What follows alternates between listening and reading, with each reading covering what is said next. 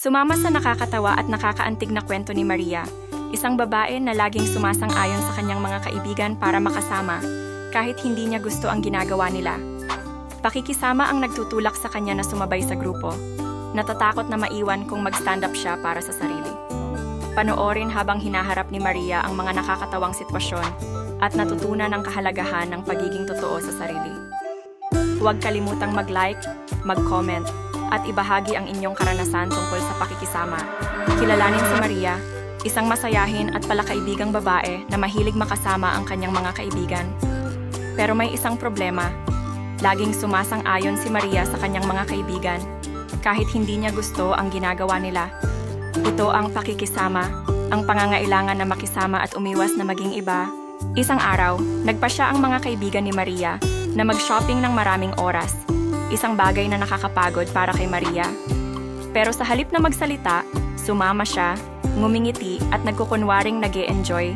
Sunod, nagmungkahi ang kanyang mga kaibigan na pumunta sa isang adventure park na may mga nakakatakot na rides. Takot si Maria sa heights, pero ayaw niyang maging killjoy.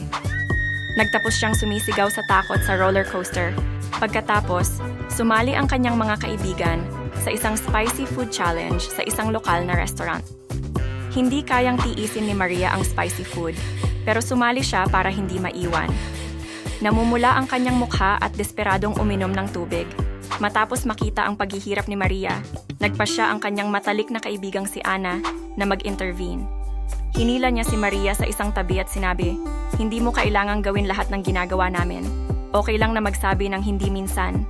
Pinasigla ni Ana, nagsimulang mag-practice si Maria ng pagsasabi ng hindi sa harap ng salamin, gumagawa ng nakakatawang mukha para magaan ang loob. Naramdaman niyang parang nakakatawa, pero determinado siyang ipaglaban ang sarili. Ang kanilang susunod na lakad, nagmungkahi ang mga kaibigan ni Maria na pumunta sa isang karaoke bar. Si Maria, na sintunado, sa wakas ay nagkaroon ng lakas ng loob na magsabi, "Paano kung manood na lang tayo ng sine?" Lahat ay nagulat pero pumayag.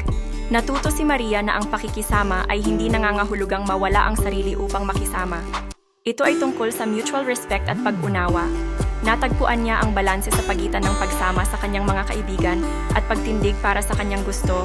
Natuto si Maria na ang pakikisama ay hindi nangangahulugang mawala ang sarili upang makisama.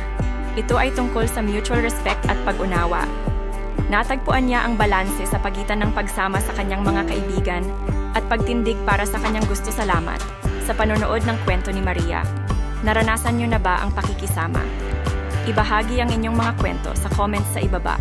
At huwag kalimutang mag-like, share at subscribe para sa mas marami pang nakakaantig at nakakatawang animated na kwento.